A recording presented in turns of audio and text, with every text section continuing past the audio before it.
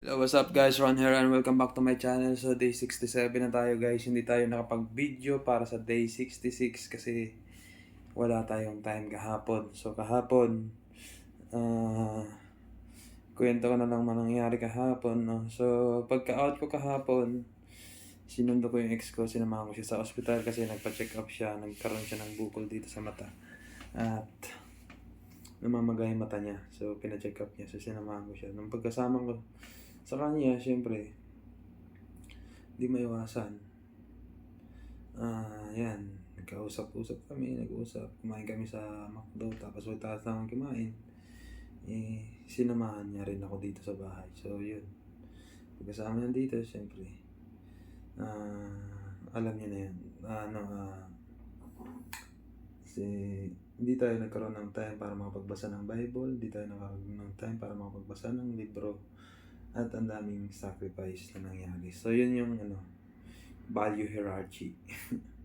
Value hierarchy. So, it's okay. Nagkausap kami, medyo nagkaroon ng clarity about sa relationship namin, sa kung ano man yung mga nagdaan na mga pangyayari na nangyari sa amin.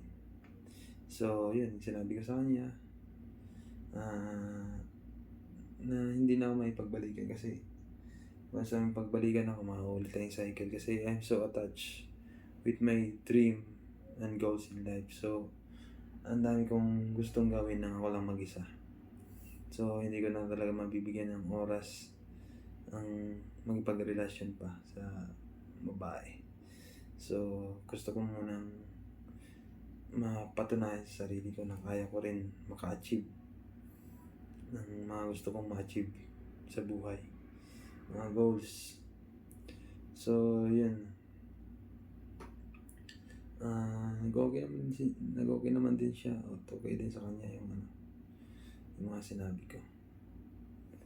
At klinaro ko lang sa kanya na parang yun nga, nagkakaroon ako ng frustration sa sarili ko kasi until now, wala pa rin tayong napapatunayan at wala pa rin tayong na parang something na nakukuha. Yung sacrifice natin, grabe. Siyempre, yung pag-abroad, ang nasasacrifice mo doon yung pamilya mo. Hindi mo siya nila nakakasama for a long period of time. Tapos pagdating dito, wala pa rin tayong masyadong naiipon, wala pa rin tayong masyadong napundar. Yun yung parang mahirap kasi ang dami kong trinay. Totoo lang, ang dami kong trinay. Networking, front row, hanggang sa nabasa ko yung sa libro, yung about sa pyramid scheme. Yung gagamit ka ng product, bibili ka ng product na hindi mo naman kailangan at hindi mo naman gusto. So, doon naman sa gusto ko naman siya, pero hindi siya essential. Diba? Gusto kong pumuti, pero hindi naman talagang kailangan na maging maputi. So, kung ano yung natural mong kulay, yun lang dapat maging ka na doon. Maging masaya ka na doon. So, yun lang yung mga parang naging ko.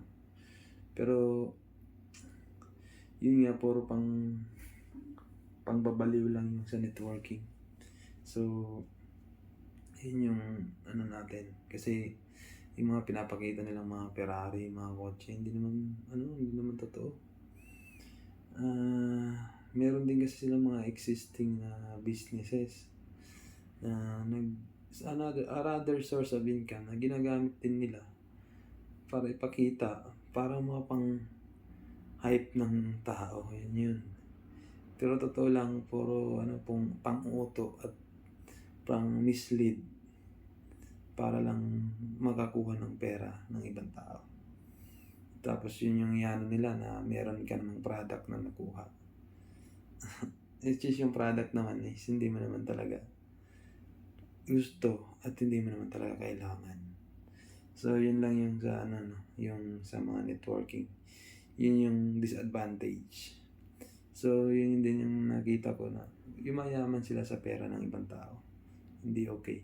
So ang kaibahan lang, meron silang naibibigay na product. Yung iba kasing networking, kaya sa una kong nasalihan, Unity Network, isa ring scam, pyramid scheme, na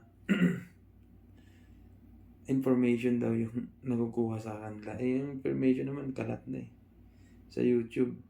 Pagka yung information naman na ibigay mo sa YouTube is misleading, pwede kang i-report at pwede maban yung YouTube account mo. So, hindi ka mamamonetize. So, usually, naniniwala ako na siguro 80% ng mga YouTube video is yung mga sinasabi doon is totoo. Salamat sa mga libro na tulong sa akin to determine kung itong sinasabi nito is nililid ka lang sa gusto niyang mangyari or sa business or something. Yun na parang nagpi-perceive na sa isip ko yung ulterior motive ng isang content creator. Alam mo kasi yung iba kasi gumagawa ng mga video but there was an ulterior motive. May mga existing businesses sila na ililid kinil doon. Kaya sila gumagawa ng ganong content para malid ka sa business nila. Like Chinkitan. Yun lagi ang ni Chinkitan. Yung ililid ka. Yung mga content niya, at the same time namamonetize siya. At the same time, ililid ka rin niya sa existing business niya. Yun yung strategy ni Chinkitan. So, ayun siyempre pumasok tayo kagabi. Pagkapasok, antok ako kagabi kasi kulang ako sa tulog. Alam nyo na. Tapos, siyempre, pagka-uwi ko dito, kanina alas 10, tulog ako kaagad. Wala na tayong nagawang workout. So, hindi tayo makapag-workout ng pagpanggabi. Ang hirap Parang pagkakadating ng umaga, sobrang antok ako. So, wala akong nagagawang workout ngayon. Pero, sisikapin ko na makapag-jogging ng Linggo or Lunes. Kasi, wala for the long period of time, siguro, buti nga, nagkaroon ng holiday. At inaraw-araw ko yung jogging. Linggo, Lunes, Martes. Ng Miyerkules pahinga na tayo. Tapos ngayon, Huwebes, Biyernes na ngayon. Wala tayong naging workout routine. So, parang loser tayo niyan para sa akin. Kasi, para sa akin, hindi pa sapat yung kung pero okay na. Masaya ako sa yung na-achieve kong strength, power. At nakuha natin yun sa pag-exercise. Siyempre, bigay din ni God yun sa atin. So, pinagpapasalamat natin yun. So, ayan, natulog tayo. Nagising ako alas 4:30. So, tingin ko hindi na ako makakatulog. Kaya, ang ginawa ko, nagbasa na lang ako ng Bible, nagdasal, at yan. Ito nga, ang ganda Kasi yung mga nabasa ko sa Bible, yun din yung tinuturo dito sa binabasa kong libro. Na everything is fact. So, basahin natin.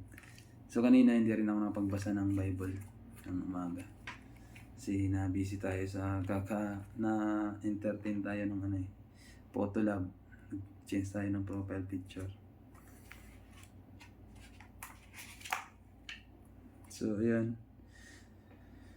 Hebrews 12 verse 1. Wherefore, seeing we also are compassed about with great a cloud of witnesses, let us lay aside every weight and the sin which doth so easily beset us, and let us run with patience the race that is set before us.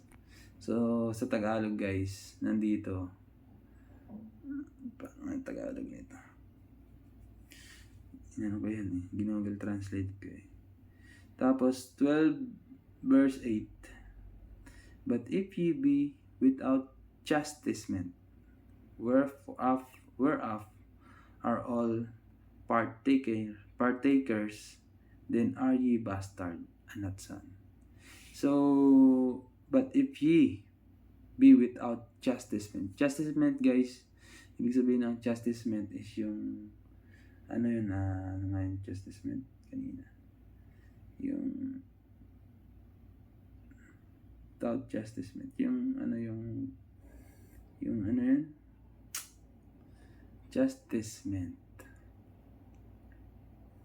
yung tawag dito, without pain. Alam mo yun, yung kailangan mong dumaan kasi sa yung pain dumaan ng pain para mag-grow. So without chastisement whereof all are partakers, yung kung saan yung iba ay yun din, ibig sabihin hindi ka anak sa labas. Kumbaga yung test ni God, yung test kasi yung mga pagsubok, challenge na dinadaanan natin sa buhay, isang pagsubok yan na binigay ng Diyos to measure your faith, diba? Tapos dito tinuturo naman dito, ang sabi is yung we have to to determine our values. We have to endure pain. Nasaan na ba yun? Hindi pa rin tayo ganun ka magpaliwanag, pero pain is the currency of our value. Yan sabi dito. Without the pain of loss, it become impossible to determine the value of anything at all. So yung value kasi mapapahalagahan mo lang, kunwari mapapahalagahan mo lang ang isang tao kapag you lose him or her.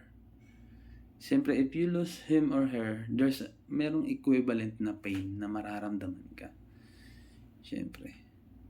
Tapos, dahil dun sa pain na yun, magkakaroon ka ng ganito pala, yung value ng tao para sa'yo. So, pain is the heart of all emotion. Negative emotion are caused by experiencing pain. Positive emotion are caused by alleviating pain. So, nandito kasi, kala ko pag in-out ko kasi itong video, hindi ko mababasa yung i-stop yung video. At di ko mababasa yung translation ng ng sinabi dito sa Bible.